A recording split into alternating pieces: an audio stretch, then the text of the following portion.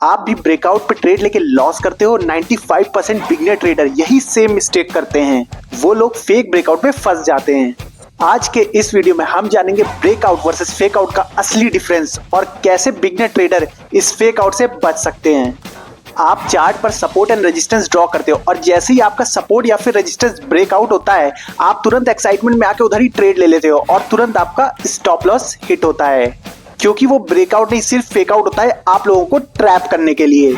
तो इस वीडियो को बिना स्किप के पूरा देखिएगा ताकि आप भी जब रियल ब्रेकआउट हो तो उसको आइडेंटिफाई करके उसमें ट्रेड कर पाओ। सबसे पहले इस वीडियो में हम जानेंगे कि ब्रेकआउट और फेक आउट में डिफरेंस क्या होता है। उसके बाद जानेंगे कैसे आप रियल ब्रेकआउट को आइडेंटिफाई कर सकते हो चार्ट पर, और फिर हम देखेंगे लाइव चार्ट में कि कैसे ब्रेकआउट और फेक आउट होते हैं मार्केट में। अब सबसे पहले जानते हैं कि ब्रेकआउट और फेक आउट में डिफरेंस क्या होता है। देखिए, मान लीजिए यहाँ पे एक रेजिस्टेंस है और ये एक सपोर्ट है। मार्केट बहुत देर से इसके बीच में घूम रही है, ठीक है। बार बार सपोर्ट से ऊपर जाती है, रेजिस्टेंस से नीचे आती है। अब इस बार क्या किया मार्केट ने, इस सपोर्ट को तोड़ के एक रेड कैंडल नीचे की तरफ बना दी। तो अगर मार्केट इस तरह से सपोर्ट को रेड कैंडल बना के और फिर नीचे की तरफ ही कंटिन्यू कर जाती है तो इसी को हम लोग बोलते हैं रियल ब्रेकआउट, ठीक है। और उसी तरह से अगर रेजिस्टेंस पे एक ग्रीन कैंडल बनती है, कुछ इस तरह से रेजिस्टेंस पे अगर एक ग्रीन कैंडल बन जाती है और फिर ऊपर की डायरेक्शन में मार्केट कंटिन्यू कर जाती है तो इसको बोलते हैं रियल ब्रेकआउट। तो ये होता है रियल ब्रेकआउट अगर ये सपोर्ट और रेजिस्टेंस को तोड़ के उसी डायरेक्शन में कंटिन्यू कर जाए। अब बात करते हैं फेक ब्रेकआउट क्या होता है, ठीक है, जो आपको ट्रैप करने के लिए किया जाता है। तो देखिए मार्केट क्या करती है, नीचे की तरफ यहाँ पे आई सपोर्ट पे और यहाँ पे एक रेड कैंडल बनाई, ठीक है। अब यहाँ पे सारे रिटेलर्स को लगा ये ब्रेकआउट है और वो क्या करते हैं, सेल की तरफ शॉर्ट सेल कर देते हैं, मतलब नीचे जाने के लिए मार्केट को शॉर्ट सेल कर देते हैं। लेकिन मार्केट नीचे ना जाके फिर से इस सपोर्ट के ऊपर जाके एक ग्रीन कैंडल क्लोज कर देती है। अब इसी को बोलते हैं हम लोग फेक आउट, मतलब मार्केट ने फेक ब्रेकआउट दिया कि मतलब रिटेलर्स को ट्रैप किया और फिर से ऊपर चली गई। उसी तरह से रेजिस्टेंस पे क्या होता है, मार्केट ऊपर जा रही है, एक ग्रीन कैंडल बनाती है, ठीक है, और उसके बाद ऊपर जाने के बजाय फिर एक रेड कैंडल बना के इस रेजिस्टेंस के नीचे क्लोज दे देती है और फिर नीचे की तरफ ही आ जाती है। इसको बोलते हैं फेक ब्रेकआउट, चाहे सपोर्ट पे हो चाहे रेजिस्टेंस पे हो। इस तरह से रिटेलर को ट्रैप करने के लिए फेक ब्रेकआउट बनाए जाते हैं। अब जैसा कि आप देख पा रहे हो स्क्रीन पे, आपको चार्ट पे दिख रहा होगा कि यहाँ पे मार्केट ने सपोर्ट को तोड़ा और फिर नीचे की डायरेक्शन में कंटिन्यू कर गई। इसको बोलते हैं रियल ब्रेकआउट। अब दूसरे चार्ट में देखिए, यहाँ पे क्या कर रहा है, मार्केट ने रेजिस्टेंस को ब्रेकआउट दिया, ठीक है, लेकिन इसको ऊपर जाने के बजाय ये फिर से नीचे ही आ गया। इसको बोलते हैं फेक ब्रेकआउट, मतलब फेक आउट। तो अब समझते हैं कि कैसे आपको पता करना है कि ब्रेकआउट रियल है या फिर ये एक फेक आउट है। तो अब हम आ जाते हैं चार्ट पे अपने। अगर मार्केट सपोर्ट या रेजिस्टेंस पे ब्रेकआउट दे रहा है और आपने ये 3 पॉइंट का ध्यान रख लिया उस वक्त, तो आप फेक आउट से बच सकते हो। तो अब हम लोग आ गए हैं चार्ट पे और आपको समझाएंगे कौन से वो 3 पॉइंट है जिससे आप ब्रेकआउट को पहचान सकते हो वो असली है या फिर वो एक फेक आउट है, ठीक है। तो देखिए दोस्तों, सबसे पहले तो आपको चार्ट पे दिख रहा होगा मैंने एक सपोर्ट ड्रॉ करके रखा है। मैं सपोर्ट पे आपको समझा रहा हूँ कि कैसे आपको ब्रेकआउट और फेक आउट समझना है, ठीक है। तो जो पहला पॉइंट है जो आपको देखना है ब्रेकआउट में, ठीक है, वो ये देखना है अगर मार्केट सपोर्ट पे बार बार अगर मार्केट किसी सपोर्ट को बार बार यूज कर रहा है तो कम से कम 3 टच पॉइंट उस पे हो जाने चाहिए। उसके बाद चौथे या 5वें पॉइंट में वो जो ब्रेकआउट होता है वो एक रियल ब्रेकआउट होता है। ये सिर्फ एक पॉइंट है जो आपको याद करना है। देखिए यहाँ पे मार्केट का एक बार सपोर्ट पे आया, यहाँ पे फिर दोबारा यहाँ पे सपोर्ट आया, तीसरी बार इसने ब्रेक करने की कोशिश की, लेकिन ये क्या हुआ, ये एक फेक आउट है और ये फिर ऊपर चला गया। अब यहाँ पे देख रहे हो आप 3 बार ये टच पॉइंट हो चुका है सपोर्ट पे, तो इसका ये मतलब है कि अब ये सपोर्ट बहुत ही वीक हो चुका है। अब इसके ब्रेक होने के चांसेस बहुत ज्यादा हो जाते हैं, ठीक है। तो मैंने क्या कहा, चौथी और 5वीं बार में जब भी सपोर्ट ब्रेक होता है, रेजिस्टेंस ब्रेक होता है, तो उसके बहुत ज्यादा चांसेस होते हैं कि ये ब्रेकआउट रियल ब्रेकआउट है, ठीक है। तो जैसा कि आप देख रहे हो चौथी बार में भी एक बार सपोर्ट लेके ऊपर चला गया। अभी जब आपको मैं दूसरा और तीसरा पॉइंट बताऊंगा तो जब तीनों पॉइंट आप मिला के करोगे ना तो एकदम वो रियल ब्रेकआउट आपको पता चल सकता है, ठीक है। अब जब ये 5वीं बार इस सपोर्ट पे आया तब इसने ब्रेक किया, ठीक है। तो पहला पॉइंट क्या मैंने आपको बता दिया है कि अगर मार्केट सपोर्ट या रेजिस्टेंस को 3 बार टच पॉइंट कम से कम कर चुका है तब आपको चौथी या 5वीं बार में ब्रेकआउट कंफर्म मिल सकता है। तीसरी बार या दूसरी बार में अगर आप ट्रेड करने जाओगे तो हो सकता है आप ट्रैप हो जाओ और वो एक फेक आउट हो, ठीक है। अब पहला पॉइंट आप समझ चुके हो, अब आते हैं दूसरे पॉइंट पे। दूसरा पॉइंट ये है कि रीटेस्ट इज द की। मतलब क्या है इसका, समझिए।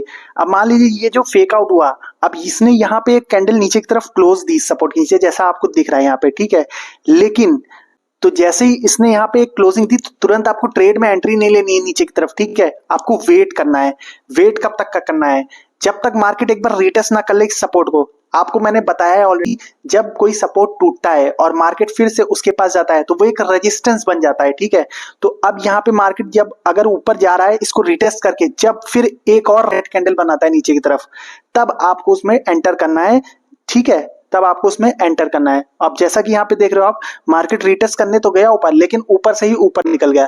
तो आप दूसरा पॉइंट और पहला पॉइंट अगर यूज करते, एक तो ये तीसरी बारी टच पॉइंट है, तो यहाँ पे ब्रेकआउट होने के चांसेस बहुत कम होते हैं, तो इसलिए आपको यहाँ पे ब्रेकआउट का ट्रेड लेना ही नहीं था। दूसरा, यहाँ पे रिटेस्ट करने के बाद नीचे कैंडल आई ही नहीं, ठीक है, तो आपको ट्रेड अवॉइड करना है। देखिए मार्केट ऊपर चली गई, ठीक है। अगर 2 पॉइंट कर लिए तो आप बहुत अच्छा कर रहे हो, और तीसरा पॉइंट भी अगर आपने इंक्लूड कर लिया तो फिर आपके बहुत ज्यादा चांसेस हो जाएंगे कि आप फेकआउट्स में ट्रैप नहीं होगे और रियल ब्रेकआउट को पहचान पाओगे।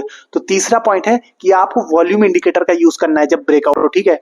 अब वॉल्यूम इंडिकेटर कैसे लगाते हैं, आप जाएंगे इंडिकेटर के सेक्शन में और वहां पे लिखेंगे वॉल्यूम। यहाँ पे आप वॉल्यूम टाइप कर लो तो आपको पहला ही ऑप्शन आ जाएगा। तो अब देखिए चार्ट पे वॉल्यूम नीचे आ चुका है मेरे, ठीक है। अब जैसा मैंने बताया था, पहले तो आपको 3 टच पॉइंट के पहले ब्रेकआउट ट्रेड लेना ही नहीं है, ठीक है। अब यहाँ पे क्या हो रहा है, 5वीं बार में ये ब्रेकआउट हो रहा है, ठीक है। 5वीं बार में ये ब्रेकआउट हो रहा है। पहला तो ये पॉइंट एक सेटिस्फाई हो गया कि 3 के बाद ये ब्रेकआउट दे रहा है, ठीक है, यहाँ क्लोजिंग दे रहा है 5 के बाद। दूसरा पॉइंट ये रिटेस्ट की, रिटेस्ट होना चाहिए। अब देखिए मार्केट यहाँ पर रिटेस्ट करने गया, अब ये सपोर्ट रेजिस्टेंस में कन्वर्ट हो गया यहाँ 5वें पॉइंट में, ठीक। और नीचे मार्केट फिर से आया और इस जो पहली वाली ब्रेकआउट कैंडल थी उसके नीचे क्लोज भी दे दिया है। जैसा कि आप देख रहे हो, ये वाली रेड कैंडल ने पहली वाली जो क्लोजिंग कैंडल थी सपोर्ट नीचे, उसके नीचे क्लोज कर दिया है। अब आपको ट्रेड कब लेना है, जब आपको ये वॉल्यूम इंडिकेटर जो नीचे मैंने लगाया है, अगर इसमें बढ़ती हुई वॉल्यूम दिख रही है तब आपको नीचे का ट्रेड लेना है, क्योंकि इसका मतलब होता है अगर वॉल्यूम बढ़ा है तो बायर सेलर वहां पे बहुत ज्यादा बढ़ते जा रहे हैं। इससे ये पता चलता है कि वॉल्यूम बहुत ज्यादा है, तो मार्केट के नीचे आने के चांसेस बहुत ज्यादा हो जाते हैं। तो आप देख रहे हो यहाँ पे,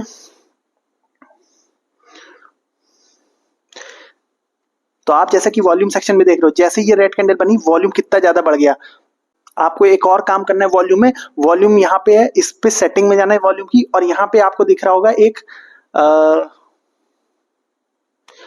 स्टाइल में जाके आपको वॉल्यूम एम मूविंग एवरेज पे क्लिक कर देना है और ओके टाइप कर देना है। अब आपको वॉल्यूम वाले इंडिकेटर में एक लाइन दिख रही है, ठीक है। अब इस लाइन का क्या मतलब होता है कि जो पूरे दिन में डेली जो एवरेज वॉल्यूम है वो मार्केट में इतनी है, ठीक है। जब आप यहाँ पे फेक आउट देख रहे हो, जब यहाँ पे आपको फेक आउट दिख रहा है तो वॉल्यूम इंक्रीज नहीं हो रहा है, तो इससे ये पता चला यहाँ पे ब्रेकआउट होने के चांसेस बहुत कम है, क्योंकि वॉल्यूम देखिए वहीं पे एवरेज वॉल्यूम के पास ही मार्केट घूम रहा है।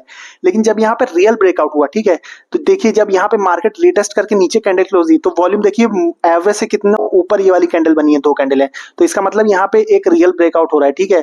क्योंकि यहाँ पे वॉल्यूम देखिए कंटिन्यूसली ऊपर की तरफ जा रहा है और अपने एवरेज से ऊपर ट्रेड हो रहा है जब ये ब्रेकआउट कैंडल रिटेस्ट करके नीचे आ रही है। तो आई होप अब आपको तीनों पॉइंट क्लियर हो गए। क्या पहला, क्या आपको देखना है 3 टच पॉइंट के बाद जो ब्रेकआउट होता है वो बहुत ही कंफर्म ब्रेकआउट हो सकता है। 3 टच पॉइंट के बाद ही कंफर्म ब्रेकआउट हो सकता है, उससे पहले फेक आउट बहुत होते हैं, होने को पहले भी हो सकता है, लेकिन 3 के बाद कंफर्म एक हो सकता है, ठीक है। दूसरा है रिटेस्ट तक की, जब तक मार्केट रिटेस्ट ना कर ले उस ब्रेकआउट जोन को, ठीक है, तब तक आपको ट्रेड में एंट्री लेनी ही नहीं है, ठीक। चाहे मार्केट जितना नीचे चला जाए एक ही बार में जाने दीजिए, उसमें मत घुसिए। और तीसरा ये है कि वॉल्यूम इंडिकेटर में अगर रिटेस्ट के टाइम, रिटेस्ट वाली कैंडल में अगर वॉल्यूम बढ़ती हुई नजर आ रही है तो वो कंफर्मेशन देता है आपको कि मार्केट यहाँ से नीचे जा सकता है। तो अगर आप इस तरह से ब्रेकआउट को ट्रेड करोगे तो आप फेकआउट के ट्रैप से बच सकते हो। तो अभी सपोर्ट एंड रेजिस्टेंस के बेसिक नहीं क्लियर है तो आप इस वीडियो पे क्लिक करके देख सकते हो, और अगर कैंडलस्टिक पैटर्न सीखना है तो इस वीडियो पे देख लो। तो आई होप आपको वीडियो बहुत अच्छी लगी होगी, तो लाइक जरूर करेगा, चैनल को सब्सक्राइब करेगा। मिलते हैं नेक्स्ट वीडियो में, तब तक के लिए जय हिंद।